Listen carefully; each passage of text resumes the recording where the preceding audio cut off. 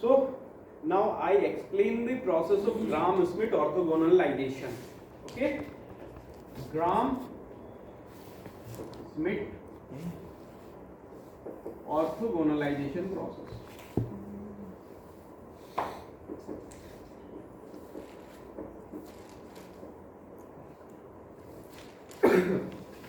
Now what is the meaning of Gram-Schmidt orthogonalization process? Gram-Schmidt orthogonalization process का meaning क्या है, मतलब क्या है? सपोज मेरे पास कोई Li सेट ऑफ वेक्टर दे रखा है v1 v2 और vn, b set of n Li। तो ऑर्थोगोनल सेट क्या होता है? अगर दो वेक्टर्स का इनर प्रोडक्ट 0 है तो हम लोग बोलते हैं कि दोनों वेक्टर क्या हैं, ऑर्थोगोनल है। ठीक है ना? तो ऑर्थोगोनलाइजेशन प्रोसेस का मतलब ये है कि ये जो सेट है इसमें n नंबर ऑफ वेक्टर्स हैं, तो इस सेट से एक नया सेट बनाना है जिसमें n नंबर ऑफ वेक्टर्स ही होंगे, लेकिन वो जो नया सेट बन के आएगा वो क्या होगा, ऑर्थोगोनल होगा। यानी कि अगर एक दूसरे सेट के साथ उस सेट के एक दूसरे वेक्टर का डॉट प्रोडक्ट करोगे, इनर प्रोडक्ट करोगे, तो वैल्यू क्या आएगी भाई? डॉट ऑर्थोगोनल वेक्टर्स के लिए इनर प्रोडक्ट की वैल्यू क्या होती है? जीरो होती है। तो अगर जो नया सेट निकल के आएगा उस सेट के वेक्टर्स का इनर प्रोडक्ट एक दूसरे के साथ अलग अलग करोगे तो वैल्यू कितनी आएगी? जीरो आएगी। अब ये जो ऑर्थोगोनलाइजेशन प्रोसेस है ये भी जनरलाइजेशन है। हमारे पास जैसे 3 डायमेंशन में कोई वेक्टर है, सपोज ये कोई वेक्टर u है और ये कोई वेक्टर v है, तो मैंने इस ऑर्थोगोनल प्रोजेक्शन बताया था किसका? v का u के ऊपर दिस वन। ये एक वेक्टर जिसका कि मैग्नीट्यूड केवल इतना है। ठीक है, तो दिस वेक्टर, अगर ये एंगल थीटा है, इसको मैं वेक्टर a लिखूं तो vector a is called orthogonal projection of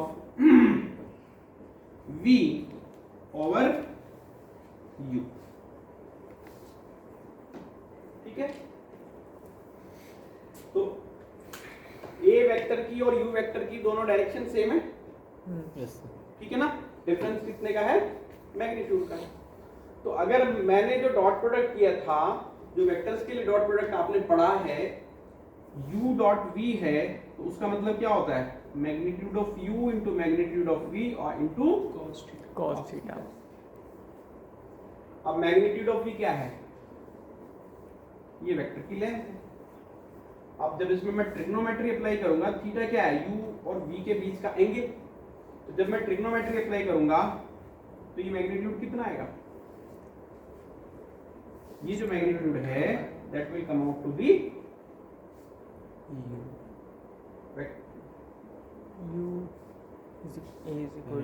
magnitude of v cos theta. ये v cos थीटा बिल्कुल सिंपल लिखता हूं। ठीक है ना? अब ये जो cos थीटा है ये किसके इक्वल है? u dot v divided by magnitude of u into magnitude of v। तो ये क्या लिखा गया? ये जहां से magnitude of v cos theta के लिए मैं रिप्लेसमेंट कर देता हूं, तो क्या आएगा? u dot v divided bye u magnitude of u। अब ये तो इतना तो मैग्नीट्यूड है, वेक्टर निकालना है तो डायरेक्शन भी लेनी है। डायरेक्शन किसके अलोंग है? u के अलोंग। तो जो u का यूनिट वेक्टर है उस यूनिट वेक्टर के साथ इस मैग्नीट्यूड से स्केलर मल्टीप्लाई कर दो, प्रोजेक्शन निकल आएगा। तो जो वेक्टर a मेरे पास आएगा that will come out to be u dot v over magnitude of u into vector u divided by magnitude of u। तो ये यूनिट वेक्टर निकला। Yes sir. तो ये हो गया मेरे पास u dot v divided by magnitude of u का होल स्क्वायर इनटू u। तो ये ऑर्थोगोनल प्रोजेक्शन निकल गया। अब ये जो वेक्टर है v और ये वेक्टर a है, अगर इस वेक्टर को मैं फाइंड आउट करता हूं तो ये किस पर परपेंडिकुलर होगा? वेक्टर u पर। और इसकी वैल्यू क्या होगी? इसकी वैल्यू होगी, सपोज ये वेक्टर मैं b ले लेता हूं तो b की वैल्यू क्या होगी मेरे पास? b minus a। ए। ए। तो जो नया वेक्टर बी आया है इसका यू के साथ जब डॉट प्रोडक्ट करूंगा तो वैल्यू क्या आएगी? जीरो। जीरो आएगी। तो ये p dot u will be equal to zero, क्योंकि दोनों वेक्टर क्या है, एक दूसरे के ऊपर परपेंडिकुलर है। परपेंडिकुलर वेक्टर्स का डॉट प्रोडक्ट क्या होता है? जीरो होता है। अब यही जो रिजल्ट है इसको मैं जनरलाइज वेक्टर्स के साथ जनरलाइज कर लेता हूं, और जो मेरे पास सेट ऑफ गिवन वेक्टर्स है यही सेम प्रिंसिपल अप्लाई करके मैं set of orthogonal vectors find out कर लूंगा। और मुझे मालूम है कि जब मैं जनरलाइजेशन करता हूं तो ये जो डॉट प्रोडक्ट है वो मेरा इनर प्रोडक्ट हो जाता है, और जो मेरे पास ही मैग्नीट्यूड है उसको हम लोग ने क्या बोला था? नॉर्म। तो इसको नॉर्म से हम लोग रिप्लेस कर देंगे। ये पूरा का पूरा जो हमारा 3 डायमेंशनल वेक्टर्स के लिए रिजल्ट रहे हैं उसी रिजल्ट का एप्लीकेशन करके ये जो सेट ऑफ वेक्टर्स गिवन है मुझे, इस सेट ऑफ वेक्टर्स को मैं क्या कर सकता हूं? I can transform to a new set of orthogonal vectors. और ये पूरी की पूरी प्रोसेस क्या कहलाती है? Gram Schmidt orthogonalization process. अब हम लोग इसके लिए करते हैं डेवलप पूरी प्रोसेस को।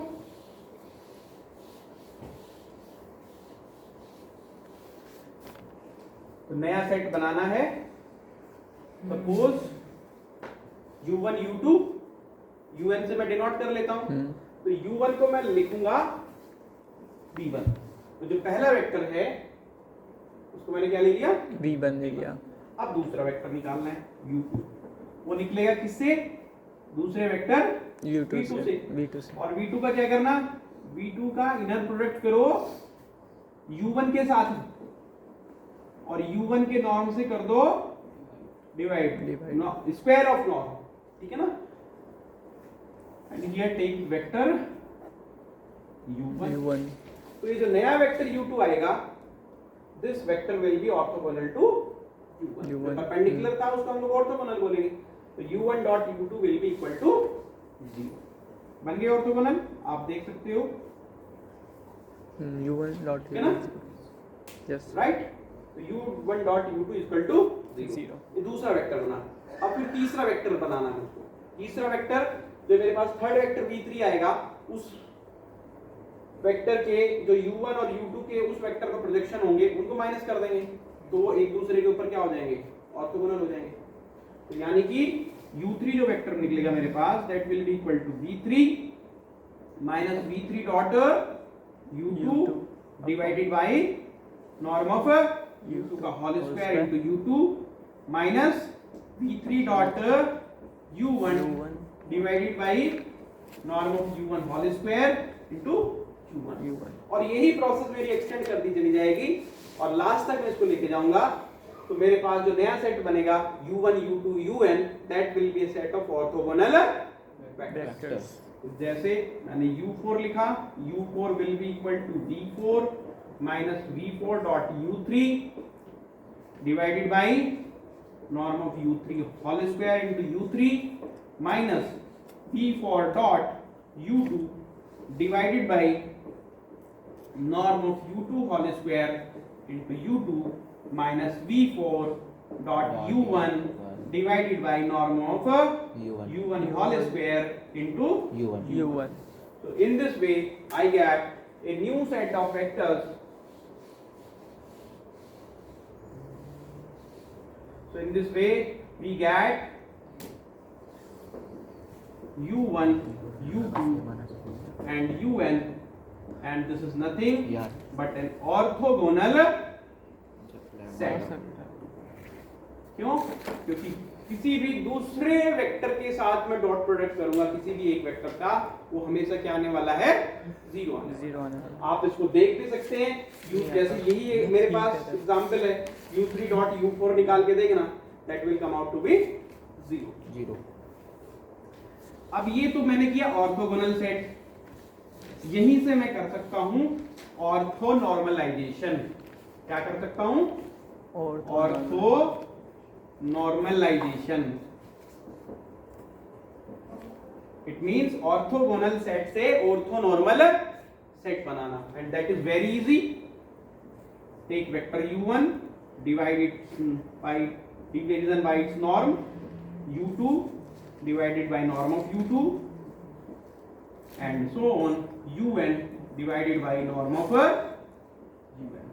So this new set will be an orthonormal set. क्यों? एक दूसरे के साथ डॉट प्रोडक्ट करोगे तो 0 आएगा, और अगर इसी के साथ डॉट प्रोडक्ट करोगे तो क्या आएगा? 1 आएगा. और वही ऑर्थोनॉर्मल सेट की हमारी डेफिनेशन. ठीक है ना?